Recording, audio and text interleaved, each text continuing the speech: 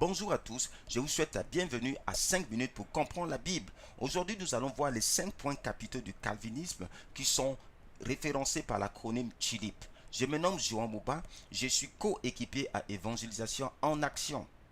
5 minutes pour comprendre la Bible poursuit 4 objectifs. Rendre la Bible accessible à tous, se dégager des filtres traditionnels, comprendre les alliances de Dieu avec l'humanité et libérer votre potentiel à l'évangélisation. Nous allons voir et analyser les 5 points capitaux du calvinisme. Le premier point, c'est dépravation totale ou total depravity. Selon le calvinisme, le péché est inhérent à l'homme, on ne peut le maîtriser. Mais le problème, c'est que ça peut nous amener dans une certaine passivité vis-à-vis de la lutte contre le péché, contre le mal. Parce que la Bible aussi, dans Genèse 4,7, présente le péché comme une force extérieure à Caïn qu'il peut dominer. Donc il y a un sens de responsabilité pour chaque chrétien, pour chaque personne vis-à-vis du péché. Le deuxième point, c'est l'élection inconditionnelle. Selon le calvinisme, Dieu a déjà choisi ses gens, ceux qui seront sauvés, et rejeté le reste. Le problème, c'est que 1 Timothée 2,4 dit que Dieu veut que tous les hommes soient sauvés. Et 2 Pierre 1,3,9 dit que Dieu use de patience afin que tous soient sauvés. D'accord? Et donc là, on voit que pour Dieu, pour nous, il y a un impératif et une urgence d'évangéliser pour le salut des âmes. Parce que Dieu veut que tout homme soit sauvé. Le troisième point, c'est l'expiation limitée. Selon le calvinisme, le sang de Jésus a été seulement versé pour les élus, donc ceux qui seront sauvés. La Bible nous montre clairement que Jésus a versé son sang pour tous les hommes, pour le rachat de tous les hommes. Le quatrième point, c'est grâce irrésistible ou irrésistible grace. Selon le calvinisme, les élus n'échapperont pas à la grâce de Dieu. C'est-à-dire que ceux qui sont élus, ceux que Dieu a déjà choisis pour être sauvés, ces derniers-là, les événements seront orchestrés de sorte que la grâce de Dieu, d'une manière ou d'une autre, qu'il accepte. Nous savons qu'on peut rejeter la grâce de Dieu. La grâce est une faveur imméritée. Dieu nous l'attend. On peut la prendre et on peut aussi la refuser. Un cadeau peut s'accepter ou être refusé. Le cinquième point, c'est la persévérance des saints. C'est le calvinisme, une fois sauvé, toujours sauvé. C'est-à-dire quelqu'un qui a été vraiment né de nouveau, qui est vraiment sauvé, celui-là, il va persévérer.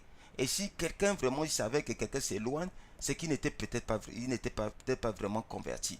Effectivement, il y a des passages qui montrent dans 1 Jean 2, 19, dans le livre de Jean, que en fait, Dieu nous a donné la vie éternelle. Et celui qui a la vie ne vient pas en condamnation. Et personne ne peut arracher entre les mains de Jésus ce que Dieu a mis. C'est vrai. Mais toutefois, ça peut nous aider dans cette assurance du salut. Parce que la Bible dit que Dieu nous garde, on lui appartient, on est scellé en lui. Voilà vraiment la volonté de Dieu. Éphésiens 1,13 dit qu'on est scellé dans le Saint-Esprit. Mais qui peut nous arracher du Saint-Esprit? Vous voyez? La Bible dit que mes brebis attendent ma voix et elles me suivent. Elles me suivent. Et je leur donne la vie éternelle. Elles ne périront pas. Ok? Donc ici, toutefois la Bible nous parle de la nécessité. Que c'est par la foi et la persévérance qu'on hérite les promesses. Dieu va nous garder. On doit rester dans la foi. Cette foi qu'on a professée. Parce que si on est en Christ, on doit continuer dans la foi en Christ. On doit demeurer en lui. Donc continuer à croire en sa parole au fur et à mesure qu'on la découvre. D'accord? Et progresser dans cette marche. D'accord? Croire en sa parole. Persévérer dans cette foi. Pour hériter les promesses. Un autre point que je vais aborder ici, c'est la souveraineté de Dieu. Selon le calvinisme, Dieu contrôle tout. C'est bien parce que ça nous donne une certaine confiance en Dieu. Le problème, c'est que Dieu est aussi vu comme responsable des calamités. Puisque Dieu contrôle tout, le tremblement de terre qu'il y a eu là-bas, c'est Dieu, la famine qui frappe là-bas, Dieu au contrôle. Et le diable est vu comme une marionnette de Dieu. Et quand on vit comme ça, finalement, il y a aussi un questionnement sur chaque action. Dieu contrôle tout. Est-ce que je dois aller voir mon voisin? Est-ce que je... Non, non. Dieu nous appelle aussi. On va voir ici notre vue qui s'appelle la Warfare Worldview, qui est une vision par le combat spirituel. Dieu ne contrôle pas chaque situation. Parce que le diable peut influencer les gens. C'est-à-dire que l'homme a un libre choix. Il y a un libre arbitre. On le voit déjà avec Adam dans le jardin d'Éden. Donc l'homme peut choisir. En effet, Jacques 4 dit que soumettez-vous à Dieu et résistez au diable. C'est à nous de le faire. Donc, on est comme des ambassadeurs de Christ avec son autorité ici sur la terre. Pour le représenter, pour amener ce message d'amour du royaume de Dieu à toutes les nations. On doit marcher selon les principes de Dieu.